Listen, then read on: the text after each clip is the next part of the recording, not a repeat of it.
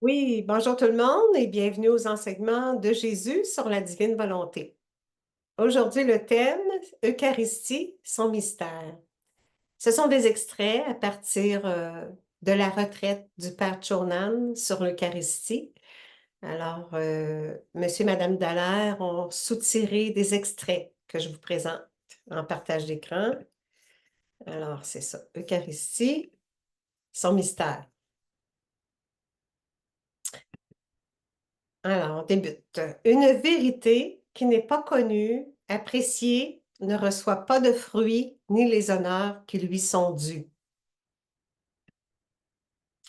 Alors, comprendre ce grand mystère, ce grand don de l'Eucharistie, comprendre jusqu'où nous sommes aimés, au point de voir un Dieu qui se réduise dans une matière et est emprisonné dans une matière comestible et dégradable, et enfin se livre à une fruste, vile et infiniment pauvre créature que nous sommes.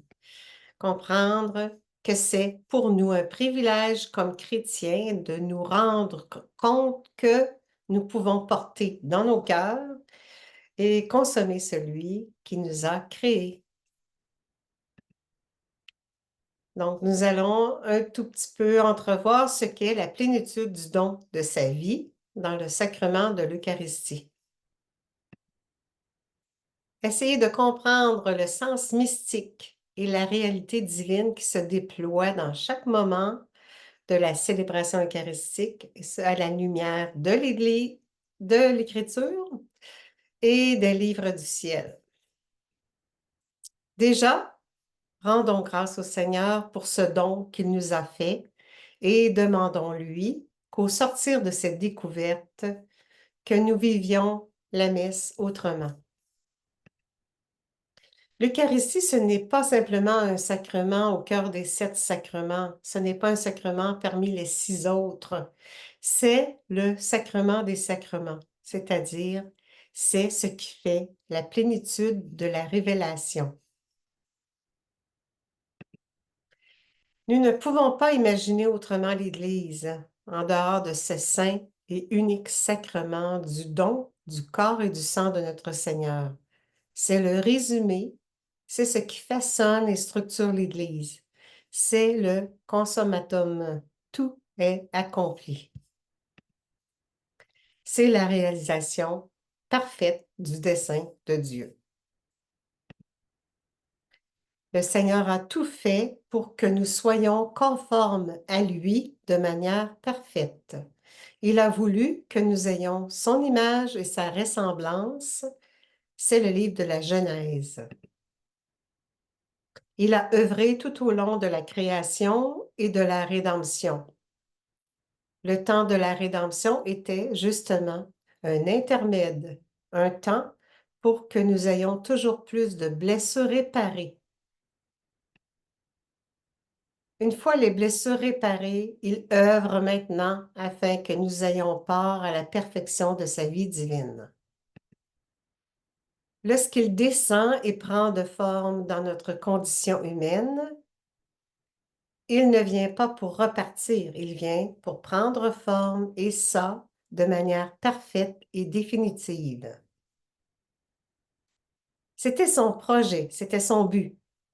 Et comme l'homme n'était pas encore en capacité d'accueillir la plénitude de sa vie, comme il n'avait pas encore l'esprit suffisant pour accueillir le grand don de sa substance, voici que notre très saint Seigneur, avant de monter au ciel, dit: « Je serai toujours avec vous. » Pour faire cela, il donne son esprit et aussi il va laisser son corps et son sang dans le fruste pain et le fruste vin qui, une fois consacrés, regorge de la plénitude de sa vie. Incompréhensible folie d'amour, il s'est introduit dans le pain et le vin pour être avec nous tous les jours jusqu'à la fin du monde. Le projet de Dieu, comme nous le savons, c'est de, progressivement, prendre possession de l'âme humaine de manière substantielle, comme il est dans le pain et le vin, pour que nous soyons un jour de véritables hosties. de manière que les vies divines, dans une conflagration de gloire et de lumière, sortiront de tout notre être et les univers se rempliront de cette vie de Dieu et ainsi son règne sera. Le ciel touchera la terre et la terre deviendra le ciel. Comment s'étonner que ce soit le dernier bastion de l'ennemi?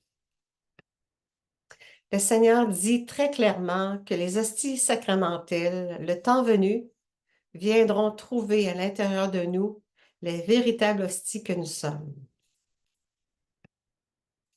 Il dit, c'est pour toi que je suis venu, c'est pour toi que je suis venu. La farine ne peut pas me rendre gloire. C'est pour toi, c'est ton âme que je cherche. Si je suis venu m'emprisonner dans le vin et m'emprisonner dans la farine, c'est parce que je te cherche, toi. Je guette le moment où je vais quitter cette vile matière pour entrer dans ton âme et te transformer en moi. Répondons-lui, aide-nous à t'accueillir et vivre pleinement nos Eucharisties en profitant de cette occasion pour t'offrir le monde et demander ton règne. Dans cette vérité, dans ce mystère, se trouve le sommet de la vie chrétienne, de la vie dans la divine volonté ici-bas. Là où la divine volonté se manifeste aujourd'hui de manière pleine et parfaite, c'est à la messe. Ce n'est pas encore dans les âmes. En attendant que notre être reflète sa présence, le seul lieu où il se donne parfaitement avec toute la plénitude de son être, de sa puissance, de son amour infini, c'est à l'Eucharistie, c'est à la messe. C'est là que l'on peut véritablement goûter le ciel.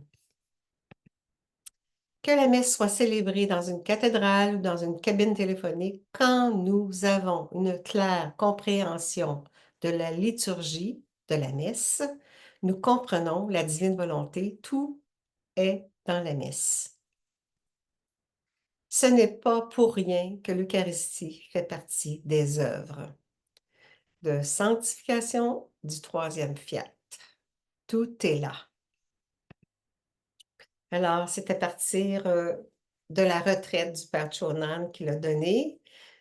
Aujourd'hui, on a vu le thème Eucharistie, son mystère.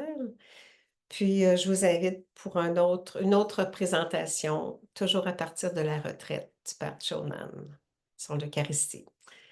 Alors, je demande en terminant, oui, au nom de tous, Seigneur, on te demande le don de ta divine volonté de nous investir, de nous immerger de ta vie divine.